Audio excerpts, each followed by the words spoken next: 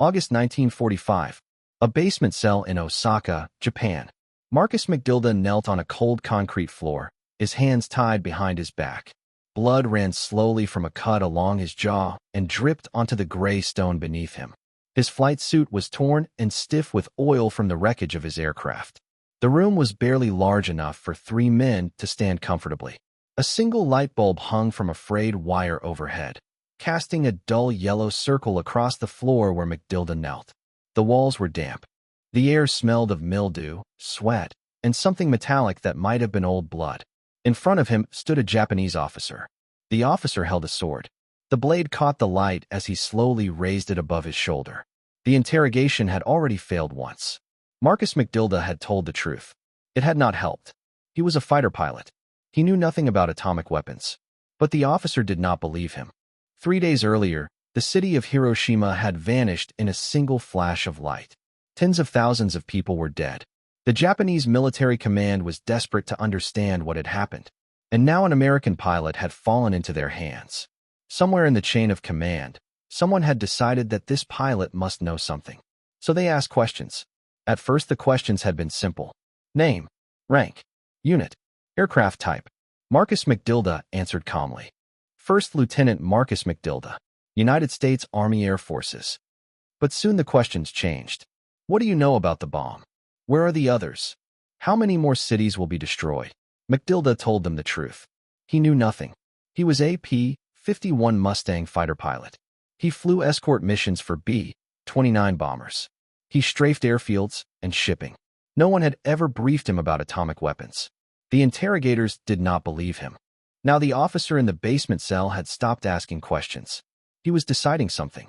Marcus could hear 2 guards standing behind him. Their breathing was slow and steady. They had watched the entire interrogation without speaking. The officer's boots were polished despite the grime of the room. The sword rose slightly higher. In that moment, the mathematics of survival collapsed into a single point. Marcus McDilda understood one thing very clearly. The truth was useless. Marcus McDilda had not grown up expecting to die in a basement in Japan. He had been born in 1921 in Waco, Texas, a small agricultural town where the horizon stretched endlessly across cotton fields and dry farmland. His father worked the land. His mother kept the house. There was never much money, but there was enough. Enough for food, for church on Sundays, and for a small radio that brought the outside world into their kitchen. Marcus was not a remarkable student. He was quiet, steady, observant. Teachers described him as reliable rather than brilliant.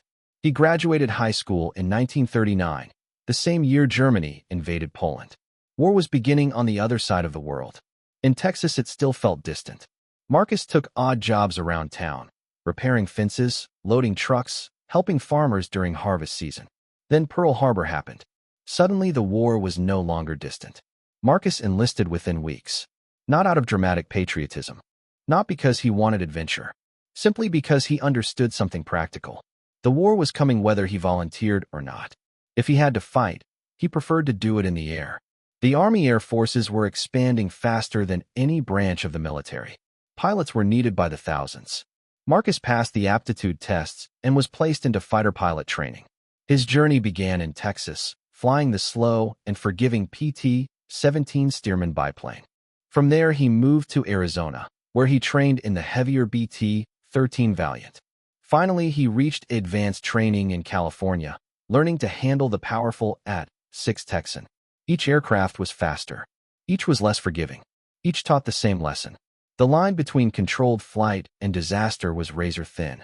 By early 1944, Marcus McDilda earned his wings. He was assigned to the aircraft that had become one of the most important fighters of the war, the P-51 Mustang. The Mustang was a revelation. Powered by a Rolls-Royce Merlin engine, it combined speed, firepower, and incredible range. With drop tanks attached beneath its wings, the aircraft could fly more than 1,500 miles. For a young pilot trained on small trainers, the Mustang felt like stepping from a fishing boat into a racing yacht. Marcus learned its personality quickly. The subtle vibration in the control stick that warned of an approaching stall. The narrow landing gear that punished sloppy landings. The deep roar of the engine when the throttle opened fully. He flew training missions over the California desert. mock dogfights against other cadets, long navigation flights that forced him to rely on instruments rather than landmarks. He was not the best pilot in his class. He was not the worst. But he had one quality instructors valued above almost everything else. He remained calm under pressure. In January 1945, Marcus McDilda boarded a transport ship leaving San Francisco. His destination was the Pacific. By April, he arrived on the volcanic island of Iwo Jima, recently captured by U.S. Marines after one of the bloodiest battles of the war. The island still smelled of sulfur from its volcanic vents. And something else. Something sweet and organic that no one talked about. Marcus joined the 21st Fighter Group, flying long escort missions over the Pacific. The flights lasted 12 hours. Most of that time was spent staring at endless blue ocean. If a pilot went down there, rescue was almost impossible. Marcus flew 23 combat missions. He engaged Japanese fighters twice. He strafed airfields and coastal shipping. He watched friends disappear into the ocean or vanish in smoke. By August 1945, the war felt like it was nearing its end. But no one knew how it would end. Then Hiroshima happened. And 3 days later, Nagasaki. And the day after that, Marcus McDilda climbed into his Mustang for what would become his final mission. On the morning of August 8, 1945, Marcus McDilda climbed into the cockpit of his P-51 Mustang before sunrise. The mission was routine. A fighter sweep over Osaka, designed to destroy Japanese aircraft on the ground and weaken the defenses protecting the city. For Mustangs lifted off from Iwo Jima, their engines roaring across the rough coral runway. Each aircraft carried full ammunition and just enough fuel for the long journey to Japan and back. McDilda flew number 3 position, tucked slightly behind the leader's right wing. For the first 3 hours of the mission, there was nothing to see but ocean. The Pacific stretched endlessly beneath them, a blue desert that offered no landmarks and no mercy. If a pilot went down here, the water would kill him long before rescue arrived. Eventually, the gray outline of Japan appeared on the horizon. Clouds covered much of the coastline, but there were gaps. The flight leader angled the formation toward one of those openings. The Mustangs descended through the clouds. Turbulence shook the aircraft slightly, but the formation held together. Then suddenly the ground appeared beneath them. Green hills, rice fields reflecting sunlight, a narrow river twisting toward the sea. And ahead of them, the airfield, exactly where the briefing had placed it. Even from altitude, McDilda could see revetments carved into the earth and aircraft hidden beneath camouflage netting. The leader rolled his Mustang into a steep dive. The attack had begun. McDilda followed. The nose of his aircraft dropped, and the airspeed climbed rapidly. The ground expanded across the windscreen as he lined up on a row of revetments. His thumb pressed the trigger. 6.50 caliber machine guns roared to life.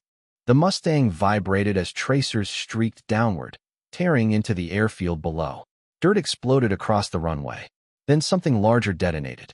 A fuel depot or ammunition storage. A massive column of black smoke erupted into the sky. McDilda pulled the stick back and climbed out of the dive. That was when the anti-aircraft fire found him. The first burst flashed beneath his wing. The second hit the engine. The impact slammed into the cowling, and the aircraft shuddered violently.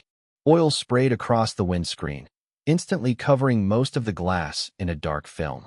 Only a narrow slit at the bottom remained clear. The engine sound changed. The smooth roar of the Merlin engine turned rough. Uneven. The temperature gauge began climbing. Marcus McDilda knew exactly what this meant. He was flying low over enemy territory with a dying engine. And the Pacific Ocean was more than 100 miles away. Even if the engine held together, he would never reach the coast. He pressed the radio button. "Leader, this is 3. I've been hit." The reply came immediately, but there was nothing anyone could do. The other Mustangs were already climbing away, regrouping for the long flight home. Marcus McDilda was alone. The engine coughed once. Then again, oil pressure dropped to 0. The propeller slowed and began spinning freely in the wind. The Mustang had become a glider, and a terrible one. The aircraft weighed nearly 5 tons, and without engine power, it was sinking quickly toward the earth.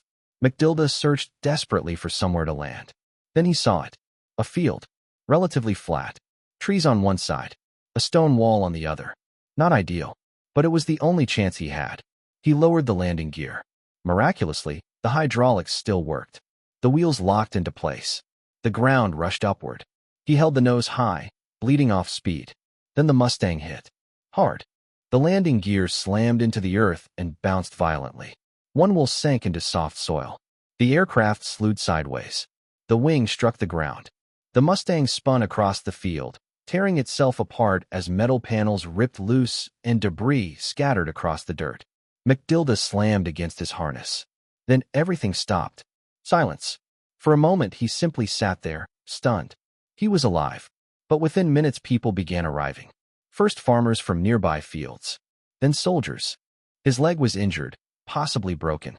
His pistol had been lost during the crash. And he was surrounded. The soldiers dragged him away from the wreckage before the leaking fuel could ignite. A hood was pulled over his head.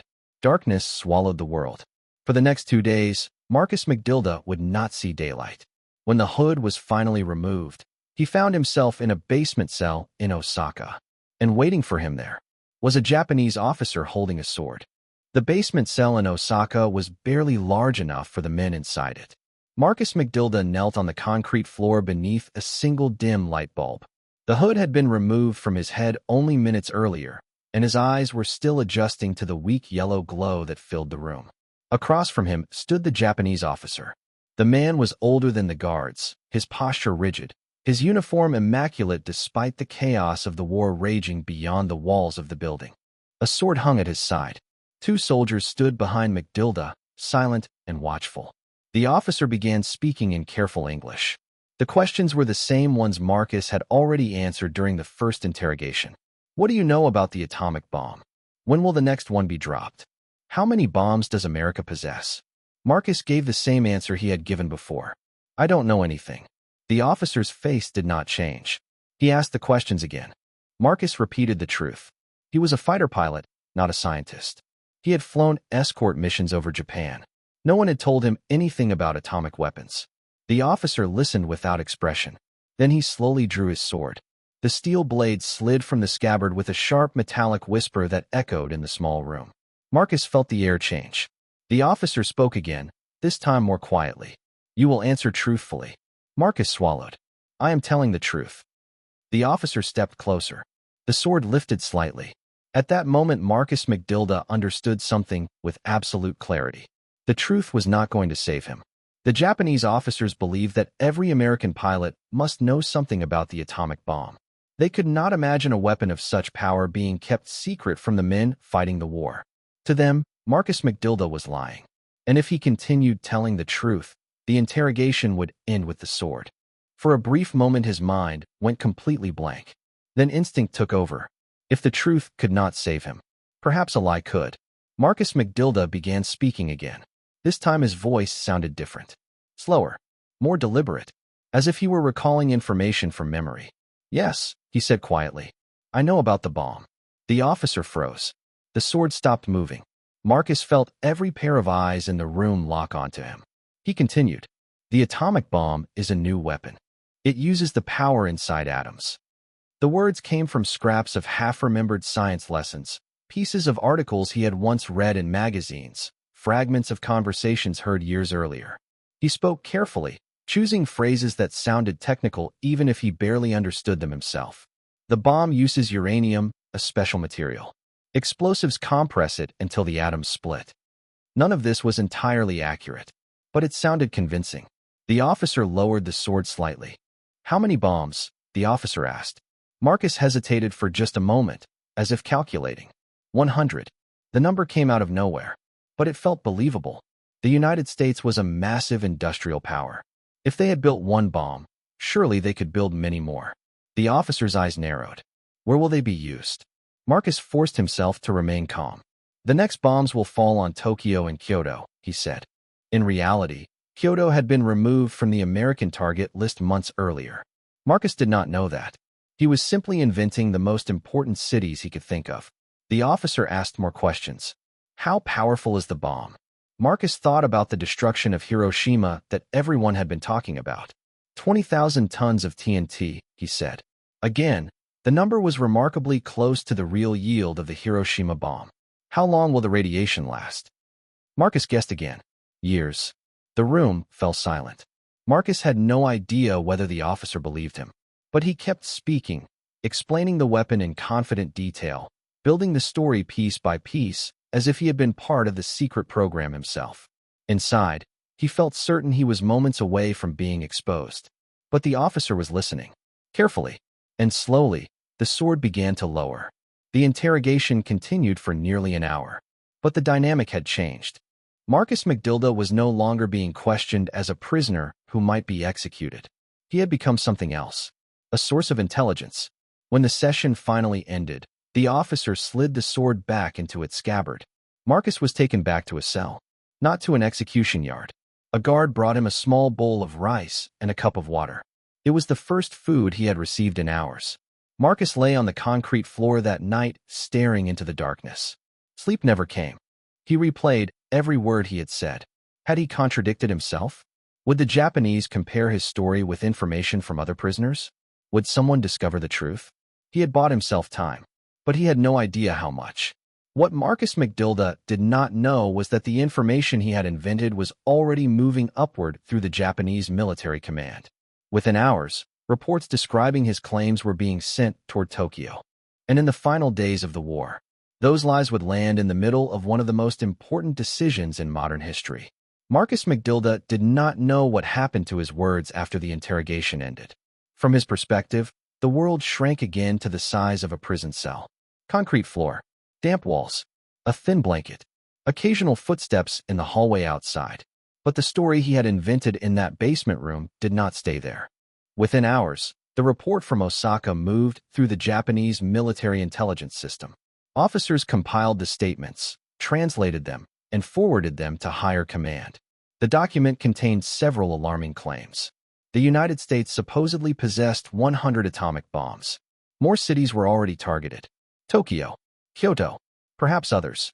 The reports also described radiation that would poison cities for years. Most of this information was wrong. But in August of 1945, very few people in Japan understood the science behind the atomic bomb. Even senior military leaders were struggling to grasp what had happened in Hiroshima and Nagasaki. The destruction was so overwhelming that almost any explanation seemed possible. And the idea that the Americans might possess dozens more bombs was terrifyingly believable. At that moment, Japan was already collapsing under pressure. The atomic bomb had destroyed Hiroshima on August 6th. Nagasaki had been struck on August 9th. At the same time, the Soviet Union had declared war and launched a massive invasion into Japanese-held territory in Manchuria. Inside the Japanese government, arguments were raging. Some military leaders insisted the country must continue fighting, even if it meant national destruction. Others believed surrender was the only remaining option. The intelligence coming from Osaka added another piece to the puzzle. If the United States truly possessed dozens of atomic bombs, continued resistance might lead to the destruction of Japan's remaining cities. Tokyo, Kyoto, the centers of government, culture, and history. Marcus McDilda's fabricated story became one more report circulating among officers and ministers trying to understand the terrifying new reality. It did not decide the war by itself, but it reinforced the growing belief that Japan had reached the end. Meanwhile, Marcus McDilda remained a prisoner. He was moved between facilities twice during the following week. Each transfer filled him with the same quiet dread. Was he being relocated? Or taken somewhere to die? The guards never explained anything. Food arrived irregularly. His injuries from the crash grew worse and began to show signs of infection. Once he was beaten for reasons he never understood. But he was still alive, and that alone surprised him. Then came August 15th, 1945. On that day, something happened that had never occurred before in Japanese history. Emperor Hirohito spoke directly to the people of Japan in a radio broadcast. Most citizens had never heard the emperor's voice. In careful, formal language, he announced that Japan would accept surrender. The war was over. Marcus McDilda did not hear the broadcast himself. Instead, a guard approached his cell later that day and spoke in broken English. "We're finished," the man said. "You go home soon." Marcus did not believe him at first. Rumors had spread through the prison before.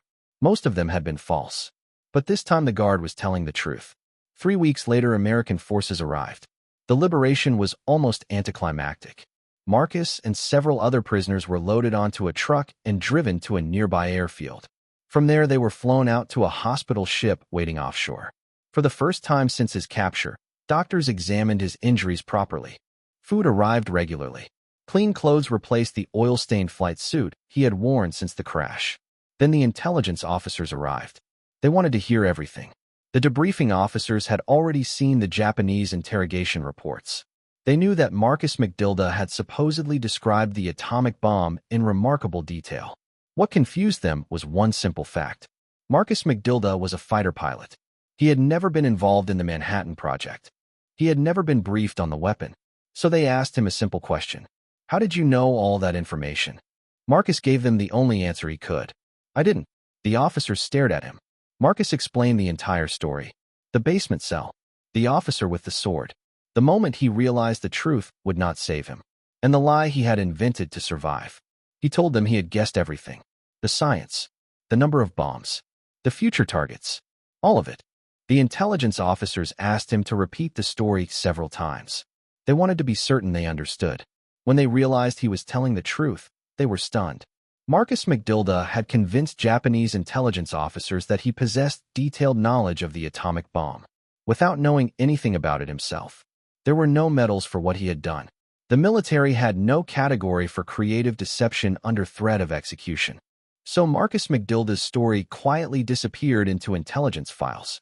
He was discharged from the Army Air Forces later that year and returned home to Texas. He married, raised a family, worked ordinary jobs. Like millions of veterans, he built a peaceful life after surviving the chaos of war. Most of his neighbors never knew what had happened in that basement cell in Osaka. They only knew that Marcus had served overseas. In later decades, historians studying the final days of the Pacific War occasionally rediscovered his story in military archives. They interviewed Marcus a few times. He never presented himself as a hero.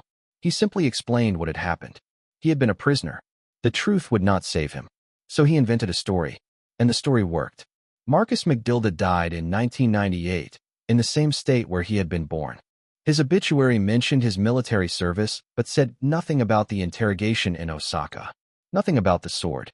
Nothing about the lie that had helped keep him alive. The lesson of Marcus McDilda's survival is not about dramatic heroism. He did not escape from captivity. He did not overpower guards. He did not sabotage enemy operations. What he did was think. In a moment when fear, pain, and the certainty of death might have paralyzed anyone else, Marcus McDilda assessed the situation clearly. He realized the truth had no value. Only a convincing story could save him. And under unimaginable pressure, he created one. War rewards many things. Courage, skill, endurance, luck. But sometimes survival depends on something quieter. The ability to keep thinking, even when everyone around you has stopped.